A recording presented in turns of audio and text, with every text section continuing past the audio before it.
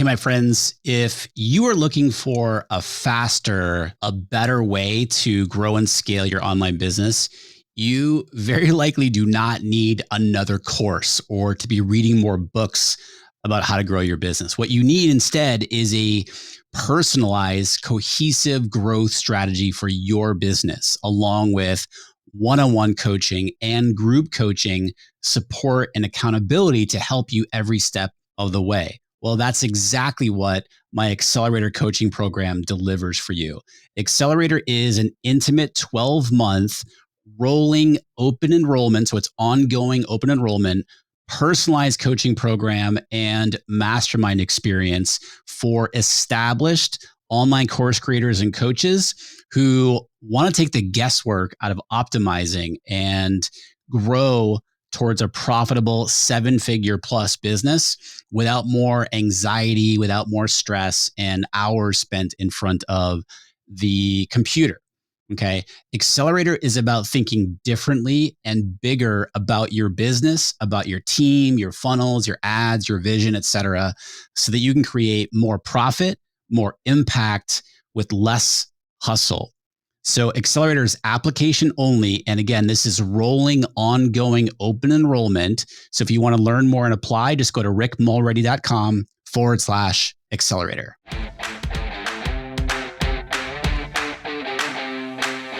Hey, my friend, welcome to the Art of Online Business podcast. My name is Rick Mulready, and I'm an online business coach. I'm an ads expert, and most importantly, I'm a dad. And this show is where we help established online course creators and coaches create more profit, more impact with less hustle. All right, let's get into it. So, James, I understand you're a little bit nervous about being on the podcast here before. Tell me how it all works. You've maybe done one or two podcast episodes. What number are you on for your podcast? Lately, I've been recording in the 900s, up to 920 something, and for the first time in a long time, I've actually got quite a few in the bank. So it's sort of, we do 2 podcasts a week, so we're putting out around 100 a year, and that doesn't include the ones that I've done with other people. I had 4 podcasts with other people. So I'm sure I've recorded more than 1,000 episodes. You could think that I'd be way better at it by now with that many under the belt, but I've got plans. I've still got plans. I'm innovating, and I'm going to step it up a notch soon. I think when I hit 1,000, something's going to happen. Well, you like to say on your show, you're like, this has been your apprenticeship. Yeah, I feel like I'm ready now to start doing it for real. After almost 900 episodes. It's the same with every part of my business, really. I think having an apprenticeship mindset is quite helpful in business because when you think you've mastered it all and you think you're an expert, that's when you start having problems like Captain Smith from the Titanic. The reason the Titanic sank is a lot to do with ignorance and arrogance. And those 2 traits are what brings a lot of people down. And because I coach a lot of people, whenever I see people starting to get a little bit too cocky or feel like they've made it, suddenly things start to go awry. So that's really interesting. I'm in my apprenticeship, and I'm ready to unfold the next level, the next layer of my apprenticeship year and see if I can get better at it. But constantly learning. Yeah. And you've learned quite a few things too. Like, we looked right before we hit record, and you are one of the OG. Well, you're one of the OG people in the online space anyway, but you were guest number 30, or you were the guest on episode number 30, I should say, on the Art of Paid Traffic. And I looked up the date, April 16th, 2015. So almost 7 years ago. Wow. Almost 7 years ago to the date. Here you are back on the show. Got some history. Thank you for having me back. You do. Absolutely, man. So for people who have not heard that episode from 7 years ago, we're going to be talking about memberships, but I want to start off having you introduce yourself and share a little bit about you. Like I said, you've been doing this a long time, what your experience has been and what you do now. And I will also share right after that what I think makes you so good at what you do. It's funny you say OG, but lately I've been interviewing some of the OGs that were around when I came online. I don't think I've been around for that long, but I remember being the new kid on the block. But certainly time has a way of just sort of slipping past. And I have, as it turns out, I've been doing a lot of the same things for at least a decade. And online, that is quite a long time. So did you want me to give the short version, save someone listening? Yeah, give the short version. But a decade, though, in the online, that's a long time. Yeah, it's like dog years, isn't it? It's like 50 years. It is. Look, I basically worked my way through sales in real jobs, selling luxury motor vehicles, and ended up in managerial roles at Mercedes-Benz dealership. And I was good at it. And they kept sort of leading me into new opportunities. So once I mastered the sales role, and I was winning like awards like best sales manager in Australia. I was the best salesperson in Australia. And then they found there were some dealers in their network that they weren't entirely happy with. So they actually encouraged me to go there and to fix it. And so I took on a general sales manager role. And from there, I grew into the last mission I had was going to another dealership as a general manager. And my role was to turn it around. And it took a few years, but I did make some huge improvements. But at the time, I was really concerned that I'm getting paid by one person. And I felt like the only way forward from here, especially because I was getting pretty excited about some of the things I was reading, entrepreneurial books, people like Dan Kennedy and Jay Abraham. I wanted to have equity. I wanted to be a part owner. So I asked, but of course they wouldn't give it to me. And so I thought, well, I've got to do my own thing. I didn't know what my own thing was, but I figured that it's probably handy to learn about online stuff because I could see that being more than a fad. And I taught myself very poorly how to build a website, struggled massively with it. In the end, I found a way that I could, and I was so excited about it. I built a demo site to share with others, you know, how you can actually build your own website even if you suck at technical skills or you're not a coder. And other people liked that, and they started buying from me, and I was an affiliate. So I was earning commission every time I made a referral, and I got so excited about that.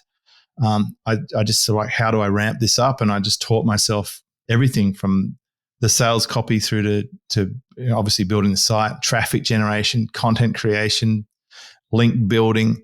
I made videos, and I've got my first go-to webinar account. I think I got in 2006 or 2007.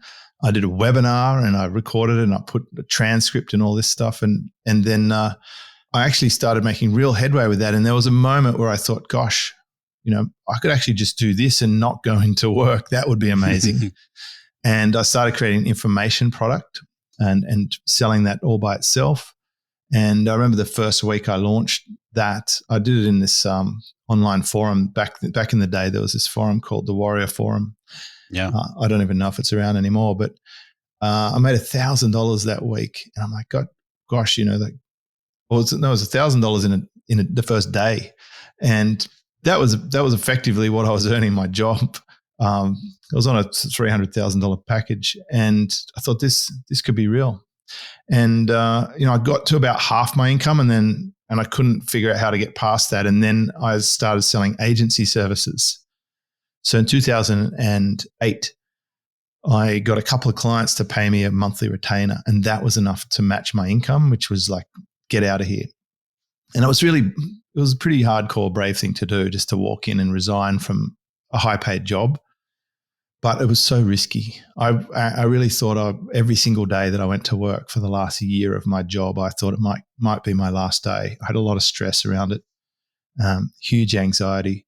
And the only solution in my mind was to get paid by lots and lots of different people.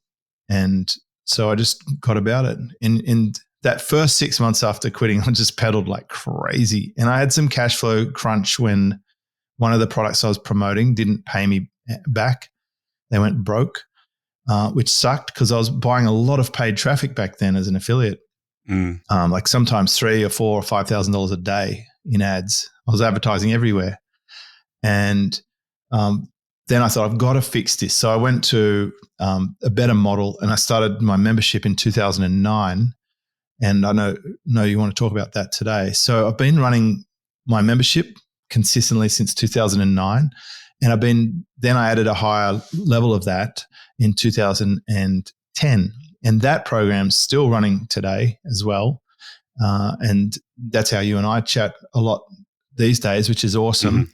Mm-hmm. And in the last 5 years, I've sort of moved to a newer model for the way that I can capture, an income from my expertise, and that is a partnership type model. It's called a revenue share deal, and that is still an effective version of a membership. It's just that I don't get paid in the same way. So I still bring those people into my membership. We still have collaboration. So all of the things I've learned about community building, recurring subscription, finding that balance between growing a business and it not taking all of your time has been a really interesting learning curve. Now, just real quick on the revenue share. So just for people that don't know what that means, you're partnering with somebody and there's a percentage that you get paid. It's basically based on performance. It's a performance-based income, so but it's a more general approach. So think of it like a normal affiliate program. You might promote a product and you get a percentage of your sales. The way that I structure revenue share deals is I might help a business owner grow their business and I'll get a percentage of the whole business revenue, but it'll be a much smaller percentage. Clearly, I'm not going to get 40 or 50%, right? Because most businesses don't even make 40 or 50%. So I get a smaller percentage, but on the whole business. And the way that I perform could look different for different partners. For almost all of them now, I choose partners who could utilize my audience, so I can bring them onto my podcast. I can send email promotions. I can cross-pollinate them with each other, which is great. I can find opportunities for them for media. I can make lots of referrals, but I can also get under the hood and I can help them in the areas that I tend to be crossing this path a lot, and that is building team, understanding the best business model and strategic way forward for their business. Being a sounding board, someone they can chat to. I mean, it's a lonely business, this whole entrepreneurial thing. Yeah. A lot of your family and friends don't understand what you do. I know in my case, like normal outside real world people, they haven't got a clue about this internet marketing, online business stuff. So you need to have people who you can chat to. So it's basically they're getting a silent partner. Mm-hmm. And a mini board of directors, because I bring a lot of information to the table too, because of how many people I've worked with for so long. I've got this sort of supercomputer data bank of what works, what doesn't work. I can come up with reasonable hypothesis, and I can always see stuff they can't see because they're so deep into their own business and they're only working in their environment. So because I've gone out of the environment and looked around and then come back and said, guess what? Just over there is like this pot of gold, and it's only like 50 miles away and we can get there in like 3 days. Let's do it. And they've got that confidence to know that I've already seen it. It actually exists. We're not running on hopium anymore. Well, we know this. That is what, and as I alluded to before, I think that's your superpower. So James, you're my coach. So I coach with you. And that is what one thing I love about you is that, and you'll say stuff and I'm like, how did you know that? Right? Like, where did that come from? But like that happens all the time. And I joke about it with Pat Flynn, our mutual friend. And I was just like, Schramko said this. I'm like, I have no idea how does he know those things? And he's like this. Pat says, it's the same way. He's like, I have no idea, but yeah, I hear the same thing too. That combined with how you run your business I think for everybody listening or watching right now, they can tell that you're very even keeled and you just have such an amazing energy and you bring that to your business. That's how you operate your business. And you have a very simple business, but yet highly profitable business. And you have a family, it's your daughter and like your family first. You surf every single day. You work like 15-ish hours a week. And like all that stuff is like, yes to that. And a big piece to that has been, excuse me, the membership that you've been running for so long. And so I want to kind of talk about that and just sort of, you alluded to it right there. You said, I get to see a lot of high level, online entrepreneurs and their business behind the scenes, and a lot of them have memberships and so forth. So what are some of the things that you see that work, that make for a really, really strong and successful, not just in the short term, but especially the long term when it comes to a membership? Well, number one is, and thank you, by the way, for all those kind words. I don't even have anything for that, but I got nothing for you. Number one, and this is pretty counterintuitive, but to get to the level of business that I have now, which I'd say is a very stable, consistent, easy to manage business, sustainable. It's a lot like raising kids. I do have some older kids, and I just know how much effort has to go in up front for them because they're mostly grown up and out of home.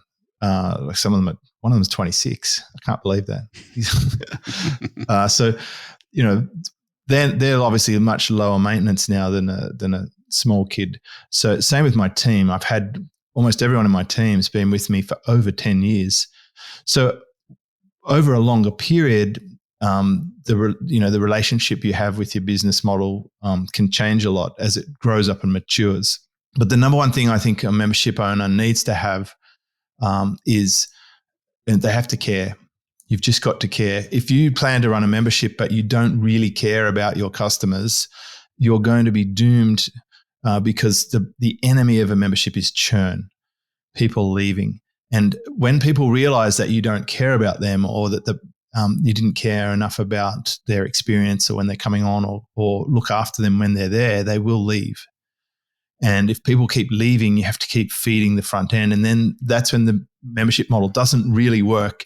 You're really running a quasi information product instead. It's back to sort of onesie sales. Sell it and then they leave. Sell it and then they leave. And then you have to do all the tricky stuff like paid traffic and affiliates and launches and all the things that just drain the energy, the lifeblood out of an entrepreneur. I'm saying there's definitely a place for all of these things. But There's not much of a place for that in my ecosystem. And the absence of those things is what's created all that white space for me in my own life. By getting good product and caring a lot about your clients, if they stay on board for a long time, then it takes a lot of pressure off that front end having to fill the funnel. Like basically go in with the intention that this membership is to serve your clients' needs and for them to feel that they're a part of it. I had a really interesting case study around this exact topic. I mean, speaking of getting access to data, I coach a client who has a membership. It's in a fairly dry sort of space. It's in a business-to-business space. Mm-hmm. And he had some feedback from one of his members that he was sort of running past me to give an opinion on. And the member was essentially saying, hey, your stuff's the best stuff in the market. It's really good. But I want to downgrade my membership plan because I'm also a member of another membership. Now their stuff's not as up to date, and it's a little bit out of, the platform's not quite as easy to use, and technically it's not that good. But the people there are such community and such family, and they the owners of the forum, they're really in there and sort of getting involved, and they've basically created a personal connection. And I noticed that with my longer term members, and because I've been doing this for a long time, I actually have members who've been with me for more than 10 years. They would feel like they're missing a limb if they're not there. Like they say, I want to be in this thing for life, because they've created a space for it in their life, and they would miss it if it's not there. How do you make that? I mean, this sounds like an obvious answer, but I don't think it's as obvious as we maybe allude to. But how do we make that connection? Like your churn rate is ridiculous. What's your churn rate right now, or has it been? So for the most part, my memberships sort of run at a 2.5% churn. It's been as low as in the ones. If it gets up to 5, I'm super concerned. If you get to 10, you don't have a membership.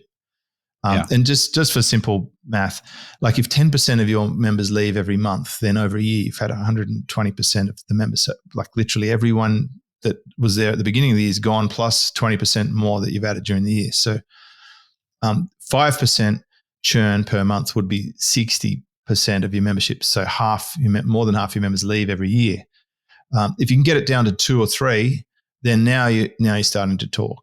You're keeping it. But I've had the average membership length was something in the region of 4 years at one point. It's slightly changed because I've changed my business model, and this is another thing. This is probably point number 2.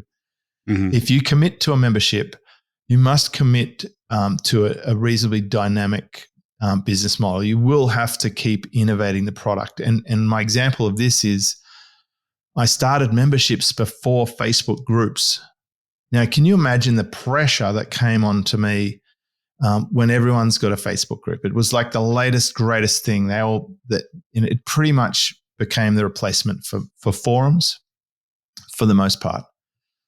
Yet I was still able to maintain a forum environment that whole time. And I've never had a free Facebook group, and I don't have a paid Facebook group. I mean, the only time I've created a Facebook group was for my Maldives mastermind. And that's just because it's an easy place to share pictures with the 10 people that are on the boat. And it's not worth setting up a community for a one-time event like that. So that's the exception. But for such a changing landscape. I mean, gosh, everything's changing. Like right now, we're hearing a lot about Web3 and NFTs and tokens, and all the celebrities are pushing this hard and selling their art and songs and things. Like I could see in the future there are already membership platforms that are trying to take a piece of this. That for me, that feels a lot like Facebook groups. It's the new thing. It's trendy and hip, but it'll probably collapse or fade. 90% of the stuff going on now will not be here in the future, but some of it will stick, and that will be the winners. But I'll wait. I tend to wait. So in that sort of, can't remember the technical name of it, but that marketing chart, I'm not one of those super innovative, bleeding edge of the curve types, because if you do that, you make a lot of wrong bets. I'm more of an early majority sort of a guy. When the rest of the market said, yes, this is how things are going, and then it gets closer to the middle section, that peak, that's when I'll switch. And this sort of applies. Like I've had to make decisions with platforms, shopping carts, email systems, membership software, all of these things, where you host. I've had to change a lot of those things many times since I started memberships. I think I've done 6 or 7 or 8 iterations, and I've finally sort of the solutions that are available now were not available before. So over time, and one of the things I've done is like I try, according to my own The Race Course philosophy, which is about control, I've tried to get closer to the area where I can control what that looks like, and then have a piece of it so that I can make sure that it's something I can build on for a long time. And so, first one is caring and empathy. The second one is prepare to innovate ongoing, because you'll need different ways to sell the membership. You will have different cohorts come through. It's kind of like you're running a foster home, and you'll get different people coming through the house, because my membership has probably had, 500 different versions of it in the last decade, because you get different people coming through at different times with different needs. At one point, we were strong with affiliate marketing. Another point, we were strong with agencies. Then there was an e-commerce crew that came through. And then we had a few SaaS people. Now, these days, we have quite a lot of information marketers and agencies. That seems to be the bread and butter of the membership now. You mentioned these other platforms and stuff like that. What comes to mind for me is actually going back to your first point about the basis, like the foundation of this in like caring doesn't change. Yeah, that's consistent. Like that. So what are some ways that you do, because I know you do that really well. What are some ways that you focus on caring for the community, and you do it at scale too, because you have quite a few members? So what are some of the ways that you do that? I have this ability, and I think it comes from my previous background, to transport out of my mind and into the mind of my customer. And I want to know what's going on, and I want to feel what they're feeling, and I want to understand how things look from their point of view. I know it's a sort of a throwaway line, to walk a mile in the customer's shoes and stuff, but so few people actually do that. Like, if you go to an entrepreneurial mastermind, this would be shocking to some people who haven't, but they're mostly just saying, what can I sell? And who can promote my stuff? I'll promote yours if you promote mine. What are people wanting to buy at the moment? At no point do they ever start the conversation with, there's a whole bunch of people out there who have this real challenge that I know how to fix, and I want to get out. I want to get out there and I want to help them with it. I want to make it easy for them to move forward. I want them to win. It doesn't happen very often. And there's all these exercises in understanding your avatar and knowing that, and basically reverse engineering what you'd have to do to sell to these people. But if you just cared about them and you're strong with something, and there's people out there who would really appreciate some help with it, a membership might be a good solution. So my technique is to actually be present with them when I'm with them. When I'm thinking about them, I'm only thinking about them. I've suspended the rest of the universe. Like literally a building could be burning down and I'll be just so focused on what they're doing. And over time, you can get good at that. And I guess I don't know what you'd call that. Maybe it's partitioning or whatever, but it's like I've built this muscle for being able to step into where someone's at and just remember what's going on in their life and to be present with them. And this can take place in a forum post. Like it could be a private chat. I've got lots and lots of private chats running at once, and just being able to switch and hook into, to know, the whole history of what conversation we've had. I think it's a developed skill.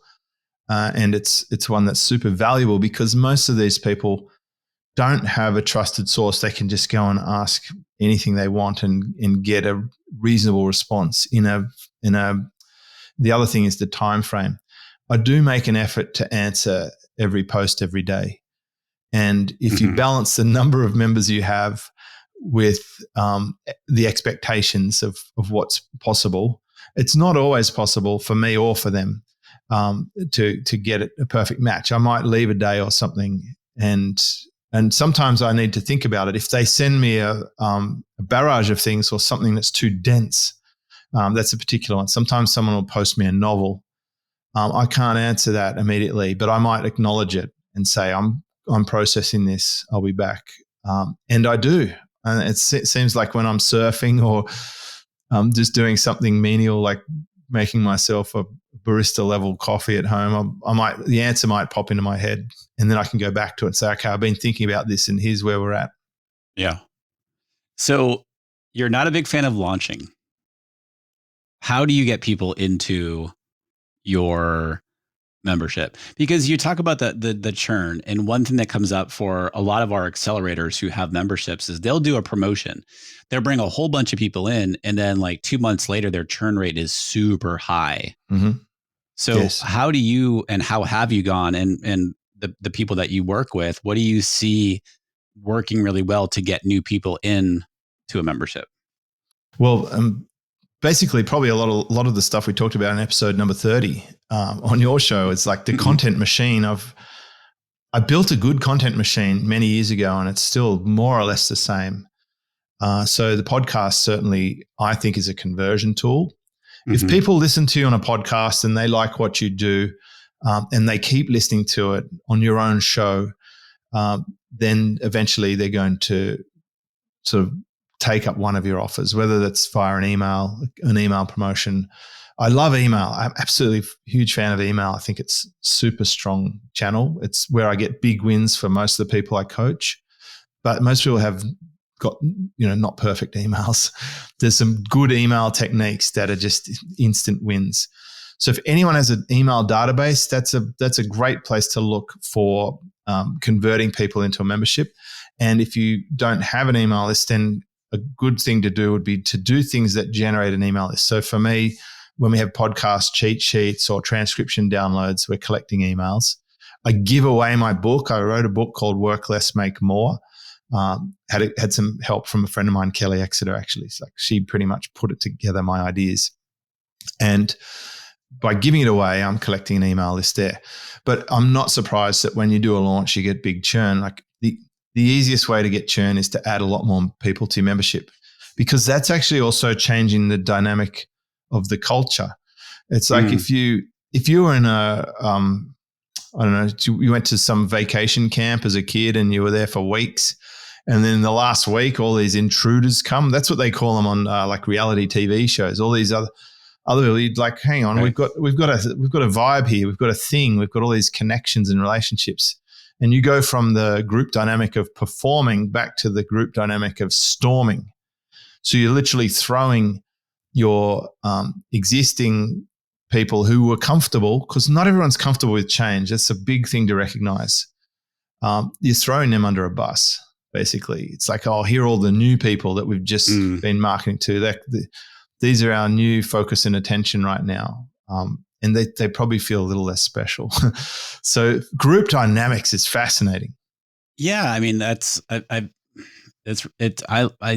thinking about that right now. And I think that point is fascinating in that. So do you think that it's almost better to have a slow, steady stream of people coming in versus that big group? I do. And if you're going to bring in a big group, it's probably good to have them in a staging area to get them indoctrinated before you release them into a larger group.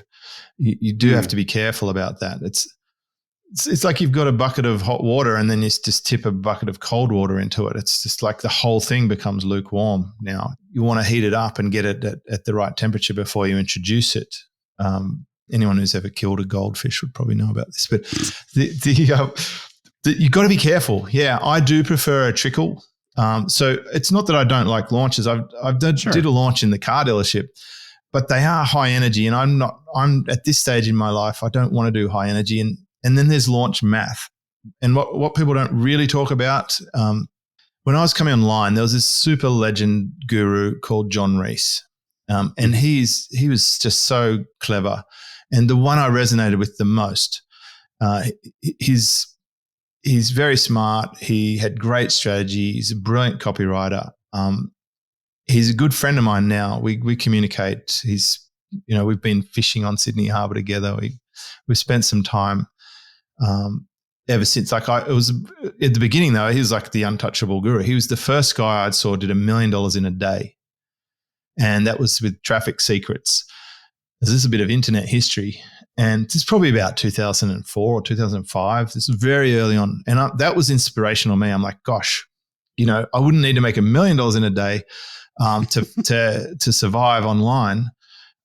So he gave me a real sense of hope that there's something there in this whole online thing. Anyway, but if you were to break it down, launch math, what you'll find, if you took $1 million in sales, there was an intense amount of effort to get to there. So for that, I think he had to record the product, of course, and he had to do a lot of promotion around it and get people to email for it. There'll probably be, in a big launch like that, somewhere around 20 to 30% refunds. So you're probably already shaving, let's say you shave 300,000 off the top of that, you're back to 700,000. You probably have to pay affiliates up to half, 40 to 50%.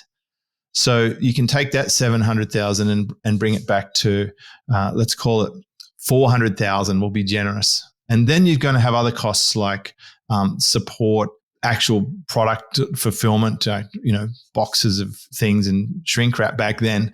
But if it's a digital product, you're going to have coaches or someone looking after these people and onboarding them and handling all the basic stuff like I can't get my password to work, or my credit card needs changing, like basic stuff that people forget about, but actually is a huge thing. And then you probably have to pay a copywriter and then maybe an affiliate manager who got the affiliates, and basically it all whittles down. But you might end up with maybe $200,000 net after $1 million launch, and then you've just sucked the whole market dry like a vacuum cleaner, and there's just nothing left. So then you've like, okay, we have to do it again.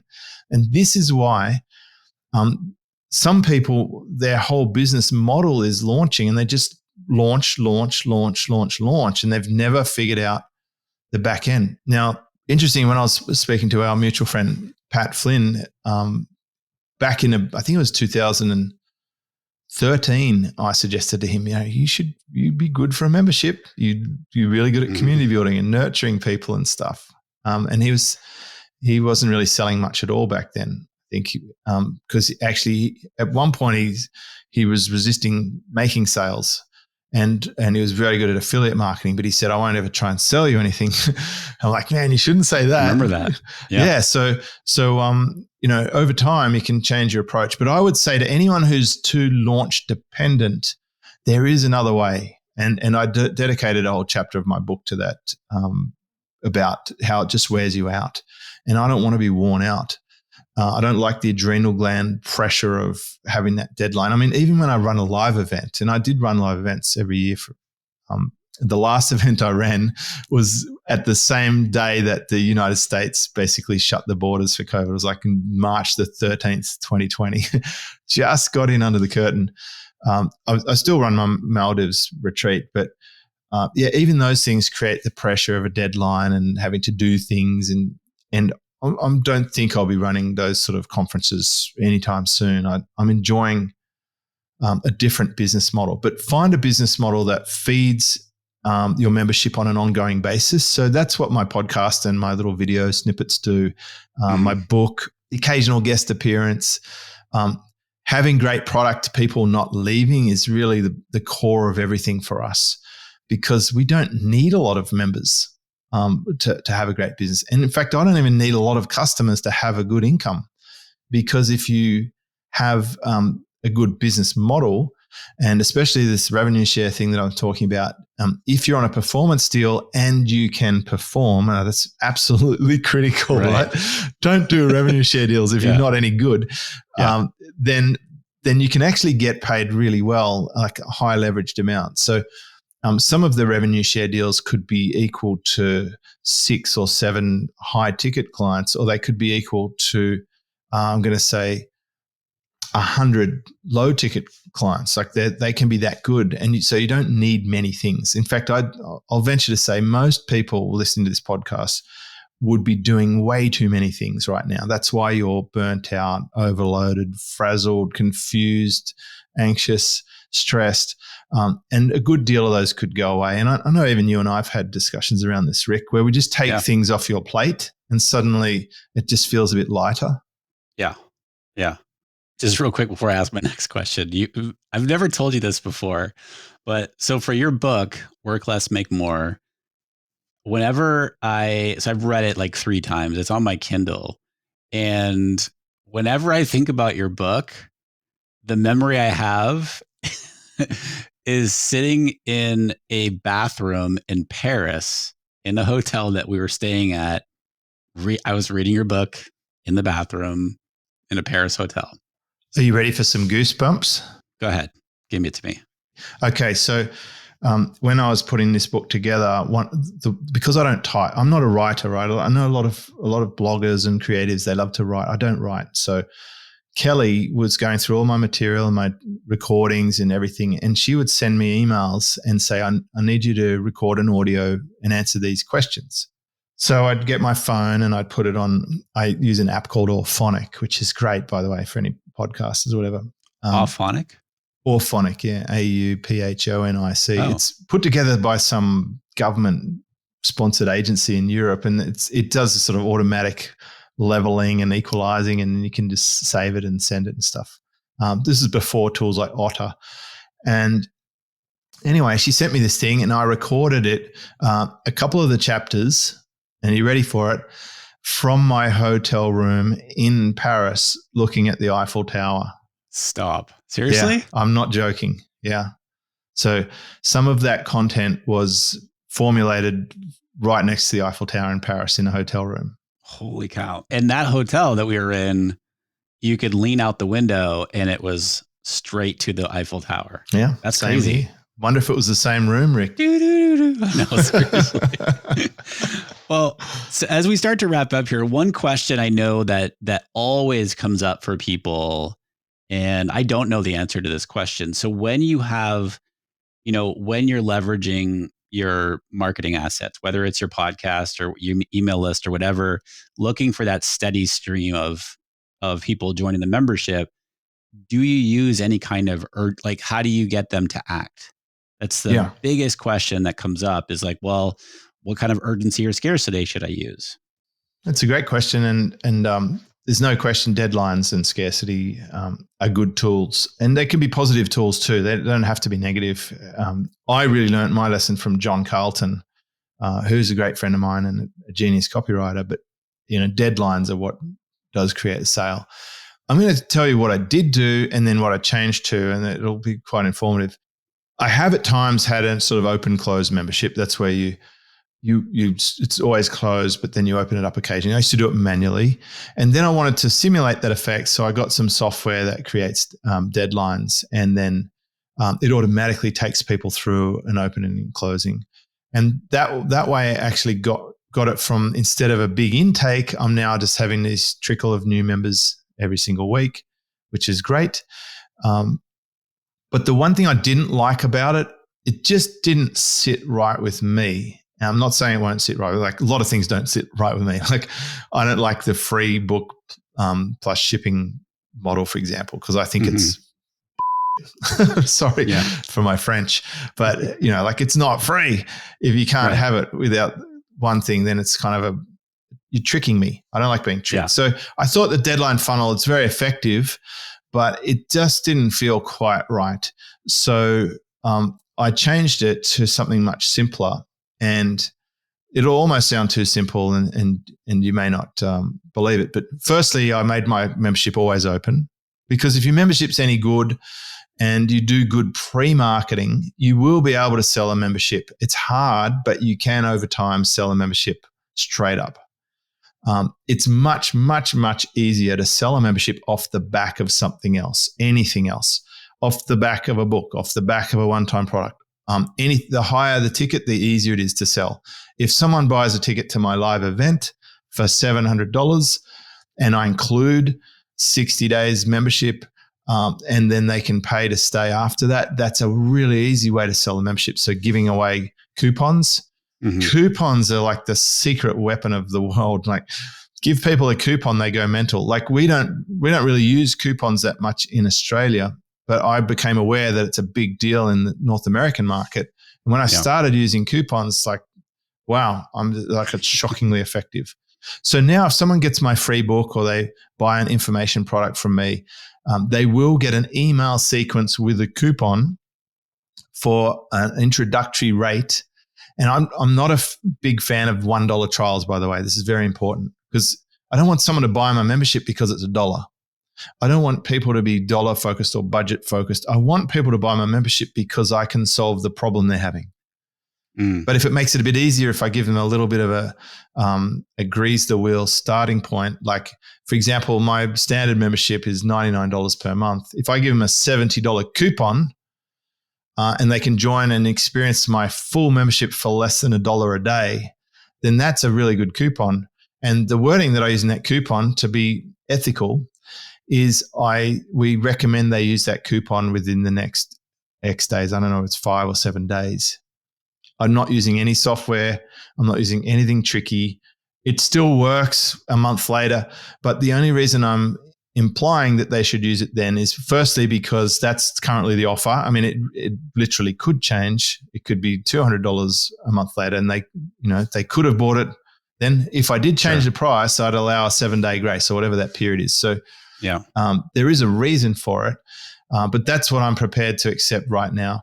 And I don't put an actual date, and I don't send them 15,000 follow-ups. Like, I call that sort of the clubbing the baby fur seal method. I just don't like that kind of marketing. It's gross, really.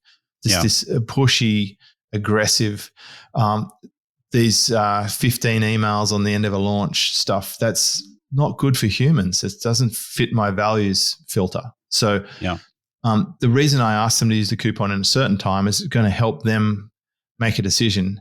And if they make the decision, I think they'll be better off. if they're a good fit for my program. And, I work really hard on making sure people know who this is for and who this is not for. Like I generally don't work with startups, for example, because there's just too many variables and so much learning curve for them to have. And it's pretty stressful for me. And it also cuts down the amount of work that I have when I'm really only dealing with people at a certain point. And you're running, and we'll wrap up here. You're running this through 10X Pro, right? I am now. So this is a big part of the migration that I have at the moment. Yeah. At the time that we're recording this, I've set up a new site on 10X Pro, and I plan to take my higher level part of my program and put it there. And this has been a long time coming. This has been I'm going to say 6 or 7 years of working side by side with that platform to have them build what I want in a membership. But also, they already had some cool stuff before me. But so now you can actually have the whole thing. What I'm looking forward to is doing what we've just done, pointing my domain to a fully hosted site that does everything from the landing page to the order page to the cart to the back end fulfillment of the memberships and the products and the book funnels and stuff. And it's all fully hosted, and we don't have to mess around with that. It's been a long time coming, but that's the migration underway now. I already have got my information products, my book funnel, and I had a membership on a 10X Pro installation since the beginning of 2020. So I've already trialed it for 2 years now. It's pretty much exactly 2 years. I've been trialing the platform and pushing traffic through it, running the cart, testing the different ways to configure the products to see how the membership works, using the app. I even asked for the app icon to change color, which we did, and it looks great. So I've got a heavy hand in the development of it through my relationship with the founder. And my old platform is still legacy, but it's also very hard to migrate such a mature platform with like literally 500,000 posts. And so that's not something I take lightly. So I'm just scooping off the cream into the brand new installation, and then I'll see what I do with my old platform. But there is an opportunity down the track where I might decouple myself from that and sell it years down the track or something. I'm not sure, but I'm keeping those people who want private coaching and want to come on a call with me every week. I'm keeping those people on my personal brand moving forward, and that is definitely 10X Pro. Yeah.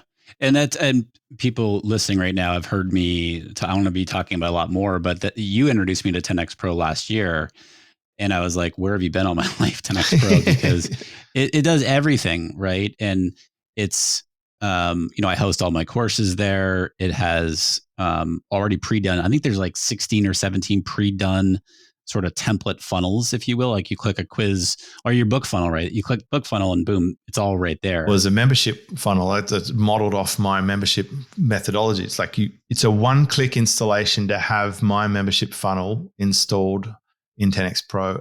I also asked for a book funnel to give away the book, or you could sell it either way with the opportunity to offer people to buy the print version or the audio version to pay extra.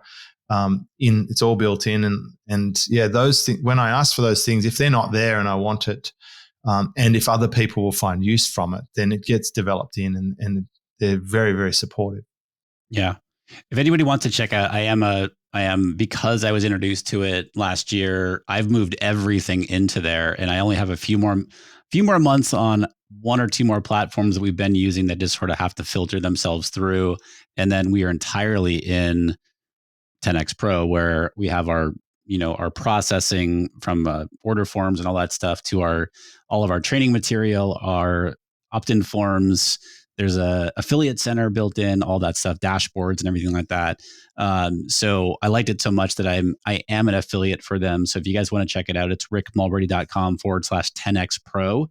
And I don't even know what the offer is, but it's really good. It is like a super small amount for what you get to check out.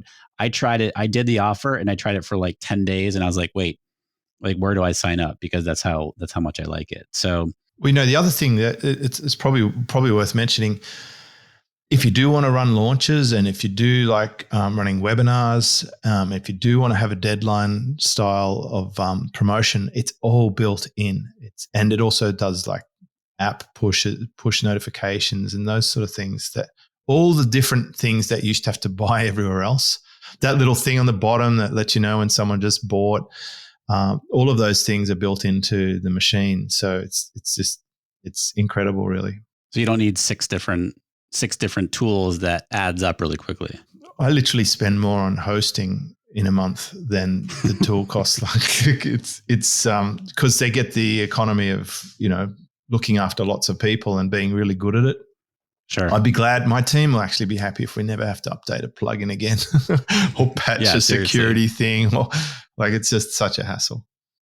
Thank you, my friend, for coming back on the show. I want to make sure that people can connect with you. They can listen to the podcast. We didn't even mention your membership name, Superfast Business. That's the name of your podcast. Your book is Work Less, Make More. That is wherever you can buy books, you can get your free book. So where would you like people to go to learn more about you and get into the Schramko world? I reckon superfastbusiness.com would be a good starting point. And thank you so much. Absolutely. Definitely listen to James's podcast too, Superfast Business podcast. I have a very short list of shows that I listen to, and I listen to both episodes each week. And like James says, just for everybody listening, James says he asked me for podcasting advice. I'm like, what are you asking me for? You've been doing this for way longer. And I think you've totally up-leveled the game of your podcast through the help of our mutual friend, Charlie Valor, who you introduced me to, who has been on the podcast here before. So yeah, everybody listen to the podcast. Charlie's like the secret podcast enhancer. No question. I mean, that's why we sound so good, and the vision's better. It makes such a difference. I've actually, when I do coaching calls, like I was speaking to Tom Breeze yesterday, and he's big into videos, and he said, "Man, what is that audio is so good." I'm like, yeah, just ask Charlie. He'll tell you all about it. And so I'll link everything up for James on the show notes for the episode, his podcast, his book, his website, where you can get a free version of his book. I'll also link Charlie up and Tom Breeze, because Tom has been on the podcast like 5 times.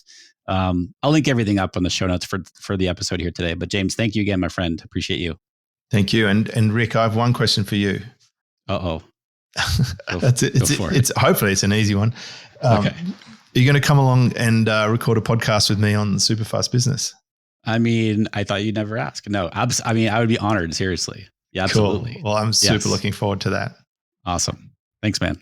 Thank you.